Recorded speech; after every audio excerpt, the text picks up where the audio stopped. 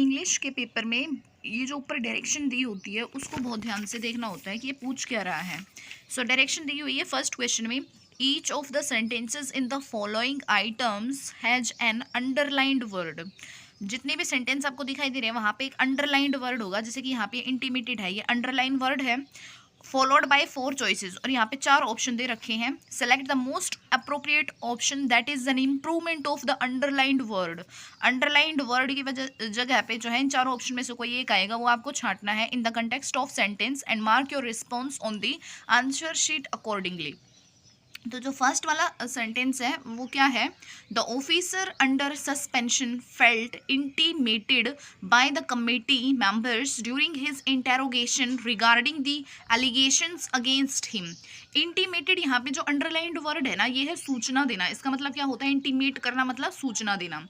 और यहाँ पे ये जो 4 ऑप्शंस दे रखे हैं, इनकलकेटेड, इंटीमिडेटेड और एजफाइजिएटेड और एनल्ड, इनमें से कौन सा ऑप्शन सही आएगा। So the officer under suspension felt intimated मतलब उसको बस खाली सूचना नहीं दी गई है, उसको डराया जाता है। इंटीमिडेटेड मतलब होता है डराया जाना, ठीक है। तो the officer under suspension felt intimidated आएगा, intimidated by the committee members during his interrogation regarding the allegations against him. Clear है।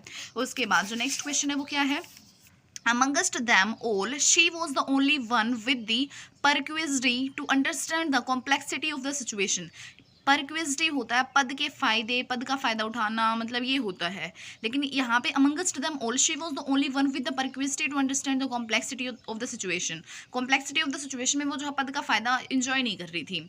यहाँ पे परक्विजिटी की जगह पे आ जाएगा परनीसियसनेस। क्या आ जाएगा, परनीसियसनेस। परनीसियसनेस का मतलब होता है कुशाग्र बुद्धि, मतलब एक्यूमन, मतलब उसका दिमाग ही इतना तेज चल रहा था कि वो कॉम्प्लेक्सिटी ऑफ द सिचुएशन को समझ पा रही थी। उसके बाद जो अगला सवाल है वो क्या है, at the official function organised for the attending dignitaries guests arrived in scrumptious attire for the banquet. यहाँ पे जो वर्ड है दे रखा है स्क्रम्टियस। स्क्रम्टियस का मतलब होता है टेस्टी होना, कोई चीज़ स्वादिष्ट होना, ठीक है।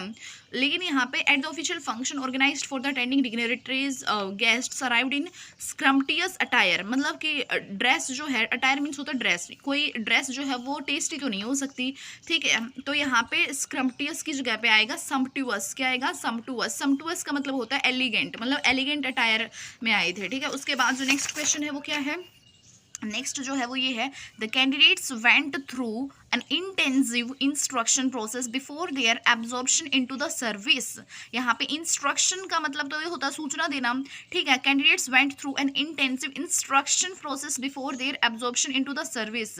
इंस्ट्रक्शन नहीं आएगा यहाँ पे, इसकी जगह पे आएगा इंडक्शन। इंडक्शन मीटिंग नहीं होती, जैसे इग्नू की क्लासेस होती है, उससे पहले जो है इंडक्शन क्लासेस होती है, जिसमें कि वो मतलब कंप्लीट फॉर्मेशन देते हैं कि कैसे आपको असाइनमेंट बनाना है, मतलब एक फॉर्मल इंट्रोडक्शन होता है, संपूर्ण जानकारी, मतलब एंट्री के टाइम पे ही, बिल्कुल स्टार्टिंग में, ठीक है। ऐसे ही इंडक्शन मीटिंग होती है।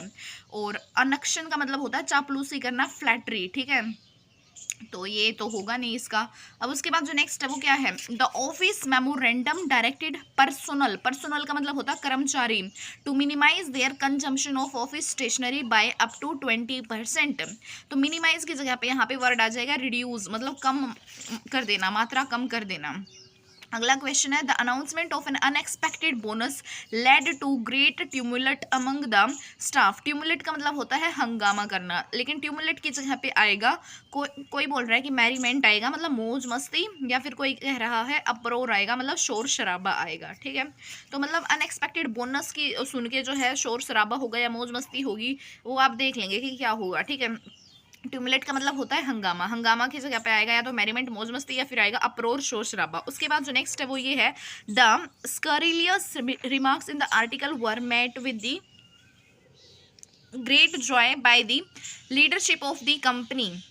यहाँ पे स्करिलियस का मतलब होता है आपत्तिजनक शब्द, और लॉडेटरी का मतलब होता है प्रशंसा से सुनना।